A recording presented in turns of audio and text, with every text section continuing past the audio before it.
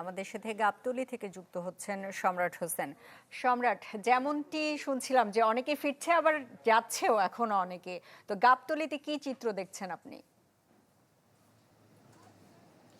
দেখুন, মূলত ঢাকা কিন্তু তার আগের রূপেই ফিরতে শুরু করছে। অর্থাৎ সকাল থেকেই কিন্তু ঢাকায় বিভিন্ন প্রান্ত থেকে দেশের মানুষজন যারা পবিত্র ঈদ উল ফিতরকে কেন্দ্র করে ঈদ উদযাপনের জন্য ছুটে গিয়েছিলেন নারীর টানে, তারা কিন্তু অর্থাৎ রাজধানীতে ফিরতে শুরু করেছে। সেই চিত্র কিন্তু একেবারে সকাল থেকেই আমরা দেখছিলাম। বিশেষ করে এই রাজধানীর এই গাবতলীতে আসার পর দেখা যাচ্ছে যে কর্মব্যস্ত মানুষজন তাদের আবার সেই কর্মের প্রয়োজনেই কিন্তু তারা ঢাকায় ফিরছেন। আপনাকে যদি একটি বিষয় জানিয়ে রাখি যে ঈদের দীর্ঘ ছুটি শেষে কিন্তু এই মানুষগুলোই রাজধানীতে ফিরতে শুরু করেছেন, যারা প্রিয়জনের সঙ্গে আনন্দ ঘন সময় কাটিয়ে ফের কিন্তু তারা কর্মস্থলে ফিরছেন। কিন্তু তারা যেটি বলছিলেন যে এই যাত্রাটা তাদের অনেকটাই নির্বিঘ্নে তারা করতে পেরেছেন। বিশেষ করে সরকারি কর্মজীবী যারা, তারা কিন্তু এবারে আসলে সাপ্তাহিক ছুটি, এমনকি যে নির্বাহী আদেশে পাওয়া সব কিছু মিলিয়ে অতিরিক্ত ছুটি মিলিয়ে টানা 9 দিনের তারা কিন্তু ছুটি পেয়েছেন। সেটি কিন্তু আজকে আনুষ্ঠানিকভাবে শেষ হচ্ছে। সেদিক থেকে অর্থাৎ আগামীকালকে থেকেই কিন্তু পুরোদমে অফিস আদালত চালু হওয়ার কথা রয়েছে। সেই লক্ষ্যেই কিন্তু এই মানুষগুলো রাজধানীতে ফিরতে শুরু করেছেন। তার জন্যই কর্মজীবী মানুষরাই কিন্তু এই ঢাকায় ফিরছেন। আজ সকাল থেকেই কিন্তু দেখা গিয়েছিল যে রাজধানীর গাবতলী, মহাখালী, সায়দাবাদ বাস টার্মিনালগুলোতেও কিন্তু দেখা গিয়েছিল যে মানুষ আসলেই তাদের সেই পুরনো কর্মস্থলে ফেরার জন্যই কিন্তু আবার ফের রাজধানীতে তারা ফিরতে শুরু করেছেন। তারা যেটি বলছেন যে অন্যান্য বছরের তুলনায় এবছরের ঈদযাত্রা অনেকটাই স্বস্তিদায়ক ছিল। তো এই ছিল রাজধানীর গাবতলী থেকে ঢাকায় ফেরা মানুষের খবর। সম্রাট হোসেন, আপনাকে ধন্যবাদ। এবারে চলে চাই, যেতে চাই একটু ঢাকার বাইরে। রাজশাহীতে আছেন আবরার শাইর এবং দিনাজপুরে আছেন বিপুল সরকার সানি। দুজনের কাছেই জানতে চাইবো। শুরুতেই আবরার, রাজশাহীতে যারা প্রিয়জনের কাছে ঈদ করতে গিয়েছিলেন এখন নিজ নিজ কর্মস্থলে ফিরে যাচ্ছেন, কি অবস্থা দেখছেন সেখানে?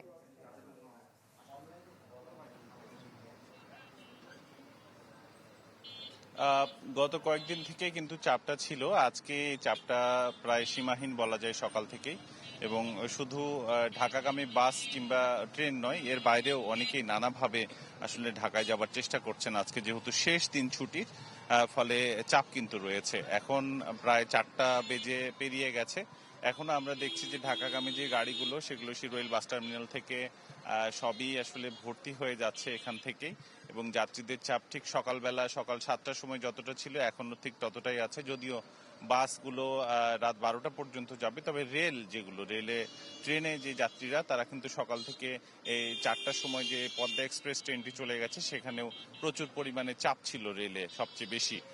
এদিকে ট্রেনে যাত্রা নির্বিঘ্ন করতে প্রশাসনের নানা পদক্ষেপ রয়েছে। পুলিশ থেকে শুরু করে রেল কর্তৃপক্ষ সব ধরনের ব্যবস্থা নিয়েছেন যাতে কেউ শোভন চেয়ারের টিকিট কেটে এসিতে ভ্রমণ করতে না পারে বা টিকিট ব্যতীত কেউ যেন ট্রেনের ছাদে ভ্রমণ করতে না পারে, সেদিক থেকে তারা খুবই তৎপর ছিল। আর ঢাকাগামী যে বাসগুলো, যাতে অন্যান্য ঈদের সময় দেখা গেছে যে টিকিটে বেশ কিছু টাকা বেশি নিয়েছে, এবারে সেটি করতে পারছে না, কারণ এবারে প্রশাসনের তৎপরতা অনেক বেশি কঠোর।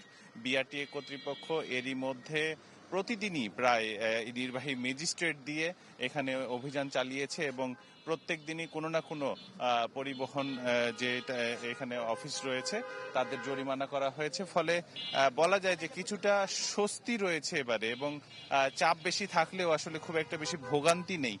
ফলে মানুষের মধ্যে একটা স্বস্তি বিরাজ করছে। শুধু বাসে নয়, রেলেও একই অবস্থা, কোনো বিলম্ব নেই এবং যথাসময়ে গাড়িগুলো ছেড়ে যাচ্ছে। খুব কম সময়ের মধ্যেই যাত্রীরা ঢাকাতে পৌঁছাচ্ছে। তো আজকে সন্ধ্যা পর্যন্ত এই চাপটা থাকবে। এ ছিল আমার কাছে রাজশাহী থেকে সুস্মিতা। আবরার সাহেব, আপনাকে ধন্যবাদ। সানি, শুনছিলেন যে ঢাকার গাবতলী এবং রাজশাহীর পরিস্থিতি, দিনাজপুরের চিত্রটা কি বলবেন? সুস্মিতা, দীর্ঘ সময় সেচে দীর্ঘ সময় ঈদের সময় কাটিয়ে এখন গন্তব্য এবং কর্মস্থলে ফিরছে সাধারণ মানুষ। মোটামুটি কিন্তু চাপটা কিন্তু অনেক বেশি। আমরা এখানে দিনাজপুর কালীতলা এখান থেকে যে দূর দূরান্তের বাসগুলো এখান থেকে রওনা দেয়, আমরা এখানে এসে যেটা দেখলাম যে মোটামুটি ভাবে অনেক ভিড় যাত্রীদের এবং টিকিট কাটার একটা চাপ রয়েছে। যে পরিমাণে টিকিট আসলে যাত্রীরা চাচ্ছেন সেই পরিমাণে টিকিট কিন্তু হিমশিম খাচ্ছে।